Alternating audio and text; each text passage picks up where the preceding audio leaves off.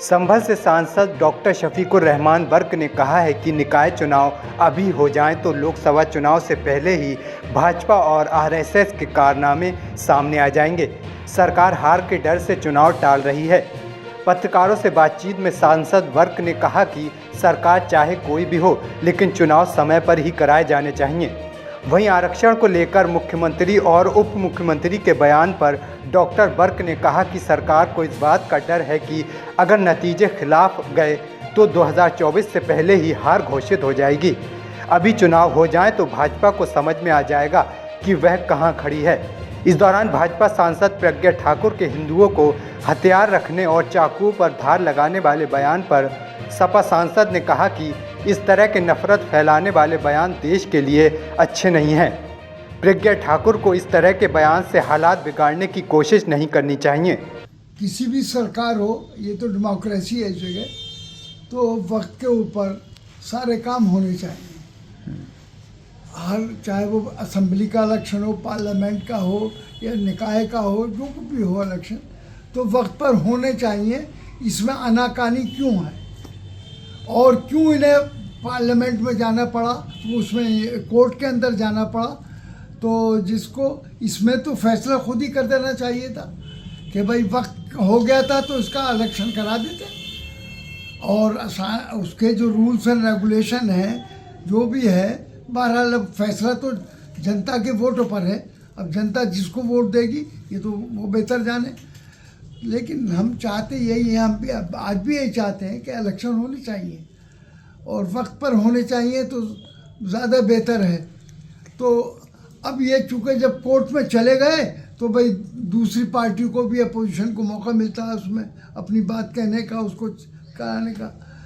अब इन जहाँ तक इसमें उसका ताल्लुक़ है, आदित्यनाथ ने भी कहा, चीफ मिनिस्टर ने और डिप्टी चीफ मिनिस्टर वगैरह ने बयान दिया कि हम उसमें वो मतलब ये है कि आरक्षण देंगे। तो आरक्षण की जो पॉलिसी है गवर्नमेंट की, बहरहाल वो आरक्षण क्यों ना दे रहे थे और या क्यों देंगे, अब ये तो वो ये उनके सोचने के ऊपर है।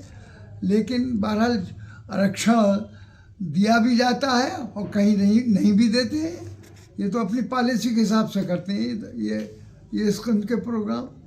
तो हम तो कहते हैं कि इलेक्शन कराए जाएं। इलेक्शन के सामने उनका कराधार अभी बीजेपी का, और बीजेपी ने आरएसएस ने जो कारनामे अंजाम दिए हैं, ये इस वक्त खुलकर सामने आ जाएंगे। 24 अभी दूर है और ये बीजेपी चूँकि इस वक्त डर रही है इस बात से कि अगर रिजल्ट हमारे खिलाफ आ गया तो 24 की हार डिक्लेयर हो जाएगी हमारी। तो इसलिए हम तो ये हमारी अपोजिशन के पॉइंट ऑफ व्यू से हमारी तो राय यही है कि इसमें इलेक्शन करा देने चाहिए, ताकि अभी फैसला हो जाएगा सामने कि भाई अब जनता की इसमें क्या राय है। अब इसमें वोट शहर का भी होगा, देहात का भी होगा, इसमें सारा ही वोट इस्तेमाल होगा। तो सारे वोटों की इस वक्त राय आ जाएगी जो सन 24 में बहरहाल इलेक्शन का टाइम आ रहा है, उस वक्त जो राय देंगे। तो ये इस वक्त की हार जीत जो है वो बहुत काउंट करेगी उस पर। अब करुणा अगर कहीं और है या वो है तो हमें पता भी नहीं है कि कितना है, किस पोजीशन में है। लेकिन ये सियासी करुणा से डर रहे हैं। इन्हें डर लग रहा है इस बात से कि इस वक्त जो राहुल गांधी ये रेला लेकर आए हैं और सारी दुनिया पूरे हिंदुस्तान में जो उनका मैसेज गया है इस सिलसिले में कि देश के हालात के सिलसिले में और मौजूदा गवर्नमेंट की पॉलिसी के सिलसिले में जो हिंदू मुस्लिम ये पॉलिसी चलाकर नफरत फैला रहे हैं, तो इससे बीजेपी घबरा रही है।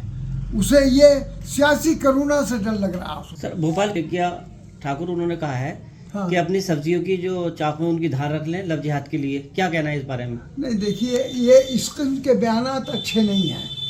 ये इस टाइप के बहरहाल सब इंसान, चाहे वो पोजीशन का हो या अपोजिशन का हो, किसी कौम बिरादरी, हिंदू हो, मुसलमान हो, जाटव हो या सरदार हो, ईसाई हो, कोई भी हो, सब इंसान है। इसलिए इंसानों के साथ इंसानियत का सलूक होना चाहिए और इस किस्म के बयानात देने से हालात बिगाड़ने की कोशिश न की जाए।